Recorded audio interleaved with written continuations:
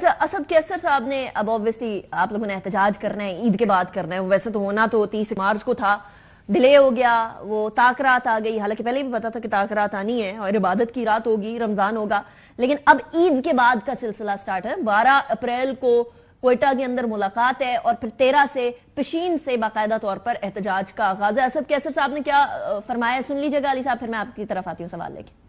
میں ایک بات بالکل کلیئر کرنا چاہتا ہوں کہ انشاءاللہ تعالی عید کے بعد ہم ایک بھرپور طریقے سے تحریک لانچ کر رہے ہیں، اور جو پولیٹیکل پارٹیز جو ہمارے ساتھ ہمیں الائز بن گئی ہیں، جس میں محمود چکزئی صاحب، اختر مینگل صاحب، جماعت اسلامی، MWM اور پاکستان تحریک انصاف اور سنی تحریک، تو یہ انشاءاللہ ہماری نیکسٹ میٹنگ جو ہے نا کوئٹہ میں ہوگی 12 تاریخ کو اختر مینگل صاحب کے گھر پہ۔ وہاں سے ہم پورے ملک میں جلسوں کا شیڈول دیں گے۔ سب سے پہلا جلسہ جو ہے نا پشین میں ہوگا، اور دوسرا بھی بلوچستان میں سوچا جا رہا ہے۔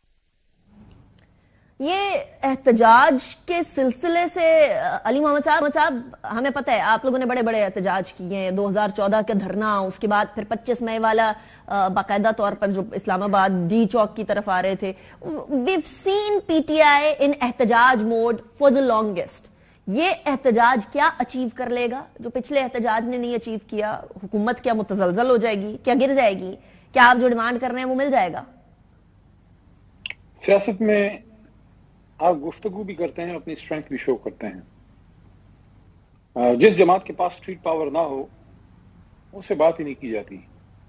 ہم کوئی خوشی سے احتجاج کی طرف نہیں جا رہے، بلکہ الیکشن سے 6 مہینے پہلے میں نے ایک تجویز دی تھی اس وقت کے صدر مملکت جناب عارف الوی صاحب کو، اور تجویز یہ تھی کہ تمام بڑے لیڈران اپنی اپنی جماعتوں کے جو ہیڈز ہیں بشمول اسٹیبلشمنٹ کے ذمہ داران کو بٹھا کے اگلے الیکشن کے لیے لاعمل بنائیں۔ ایک نقطے پہ کوئی مفاہمت نہیں، ایک نقطہ، آزاد شفاف الیکشن ہو تاکہ کل کو کوئی اور جماعت روڈوں پہ نہ ہو احتجاج کرتے ہوئے۔ یہ ایگزیکٹ میرے یہ خدشات اور الفاظ تھے، اور آج ہو رہا ہے۔ صرف تحریک انصاف نہیں، آپ کی بلوچستان کی نیشنلسٹ جماعتیں جو ہیں وہ الیکشن کے فوری بعد وہ احتجاج میں تھے۔ میرے سے پوچھیں تو میرے خیال میں 9 فروری کو دوپہر کے بعد ہمیں احتجاج کی کال دے دینی چاہیے تھی پورے پاکستان، کیونکہ وہی 24 گھنٹے 48 اور 72 گھنٹے ہوتے ہیں جہاں آپ اپنا گمشدہ ووٹ اسٹریٹ پاور کے ذریعے ریکور کر سکتے ہیں، کیونکہ جب آپ عوام نکلتی ہے عوام جذباتی ہوتی ہے۔ تو اب یہ نہیں ہو سکتا علی محمد خان صاحب، اب وہ گما ہوا ووٹ جو آپ ڈھونڈ رہے ہیں وہ نہیں ملے گا؟ اس کو میں آتا ہوں۔ اس وقت ہم عدالتوں میں ہیں، سپریم کورٹ میں ہیں، ٹرائیبیونلز میں گئے ہیں۔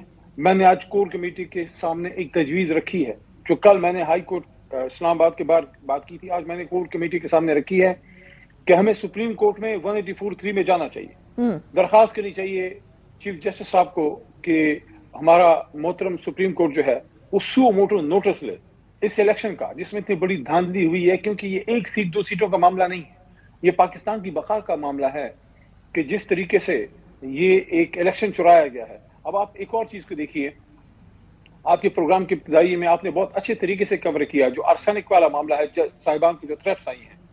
میں بعزت وکیل، مجھے بڑے خدشات ہیں۔ دیکھیے کیا حملہ، آپ مجھے انیکا بی بی بتائیے، کیا آج کے ماڈرن دور میں حملہ صرف وہ ہے جو بارڈر پار سے آئے؟ کیا آپ کے اوپر جو حملے ہوتے ہیں، جو آپ کے اندر آئیڈیولوجیکل وارفیئر کریٹ کی جاتی ہے، فیئر کریٹ کیا جاتا ہے، اگر آپ جوڈیشری کو اوور آف کر رہے ہیں اور فیئر کریٹ کیا جا رہا ہے، کیا یہ پاکستان پہ حملہ نہیں؟ Let me get this straight۔ علی محمد خان صاحب آپ یہ کہہ رہے ہیں کہ یہ جو خطوط ہو سکتے ہیں یہ دشمن کی سازش بھی ہو سکتی ہے آپس میں لڑانے کے لیے؟ Is that what you're saying؟ دیکھیں مجھے نہیں پتا یہ کہاں سے آ رہا ہے، لیکن کہیں سے تو آ رہا ہے، اور یہ ایسا بھی نہیں ہے کہ کوئی شرارتی ٹین ایجر جو ہیں جو پرینکس کرتے ہیں، یہ کوئی پرینک تو نہیں ہے۔ threatening your superior۔ کیا کہنا چاہ رہے ہیں علی صاحب؟ کھل کے کہیں۔ میں یہ کہنا چاہ رہا ہوں کہ ہمارے ریاستی اداروں کو، ہمارے دفاع کے اداروں کو، انٹیلیجنس کے اداروں کو، سب کو اس پہ بہت چوکنا ہونا پڑے گا۔ کون ہے وہ لوگ جو ہمارے سپیریئر جوڈیشری کو اوور آف کریں، ان کو تھریٹ کریں؟ یہ تو پاکستان پہ حملہ ہے، اس پہ تو پوری قوم کو یکجا ہونا چاہیے، حکومت سب کے کان کھڑے ہونے چاہیے۔ آپ اشارہ ودن پاکستان کر رہے ہیں یا بیرون پاکستان سے کوئی اس طرح کا حملہ ہو رہا ہے؟ کدھر اشارہ کر رہے ہیں یہ بس مجھے کلیئر کرتے ہیں۔ دیکھیں آپ کا دشمن ہر طریقے سے آپ پہ حملہ کر سکتا ہے۔ کوئی بھی محب وطن پاکستانی کسی جج کو اس طریقے سے آرسینک نہیں بھیجتا، یہ آپ کا دشمن کرتا ہے۔ اس لیے میں یہ کہہ رہا ہوں کہ اس کے خلاف پوری قوم کو یکجا ہونا چاہیے کہ کون ہمارے ججز کے ساتھ یہ کر رہا ہے۔ دیکھیں ہمارے خلاف بھی فیصلے آتے ہیں، ان کے خلاف بھی، آپ کے خلاف بھی آتے ہیں۔ ابھی آج ہی ہمارے خلاف اسلام آباد ہائی کورٹ سے میرے خیال میں فیصلہ آیا ہے हम उसके खिलाफ अपील में जाएंगे सुप्रीम कोर्ट में। 2 दिन पहले हमारे हक में आया था, उसके खिलाफ हमारे मुखालिफ जाएंगे। अब बात यह है कि कभी हक में कभी खिलाफ फैसले आएंगे, लेकिन ये अदालतें मजबूत होनी चाहिए। अब इस पे इस तरह से ये सारी चीजें अगर आप देख लें, एक बात सामने आती है कि अगर 8 फरवरी का इलेक्शन आजाद शफाफ हो जाता, ओरिजिनल मैंडेट को आने दिया जाता। अच्छा, वैसे मैंडेट की बात करें अली साहब, I got your point, I understand आप क्या कहना चाह रहे हैं, लेकिन अगर मैंडेट की बात करें तो वो JUI जो आपके साथ बैठी हो सकती थी ऐसे एहतजाज में, जो नहीं बैठी अभी आपके साथ एहतजाज का हिस्सा ही नहीं बनना चाह रही, वो अपना एहतजाज करने को तैयार है। वो कहते हैं आप बेनिफिशियरी हैं उनके मैंडेट चोरी होने के KPK के अंदर, तो उनके मुताबिक ये जो मैंडेट चोरी हुआ है, बकौल आपके भी बकौल उनके भी, बहुत सारी सियासी जमातों के, उसके बेनिफिशियरी KPK के अंदर आप भी हैं। देखिए मौलाना फजल रहमान साहब, मैं अब क्या कहूं, क्योंकि मुझे तो समझ नहीं आ रही, क्योंकि वो कुछ तो कहना अली साहब, कुछ तो कहना। मैं ये कहूंगा कि चले उनके और हमारे बीच में एक कदर मुश्तरक है। वो कहते हैं धांधली हुई, हम भी कहते हैं धांधली हुई है।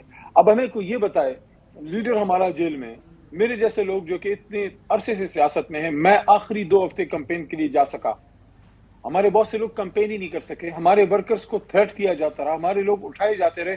इस हालत में हमने किधर से कोई धांधली करनी थी, लेकिन हमारी किसी सीट पे उनको शक है, हम तो ओपन है, हम कह रहे हैं धांधली के लिए या धांधली होने के लिए आपको निकलने की जरूरत नहीं पड़ती।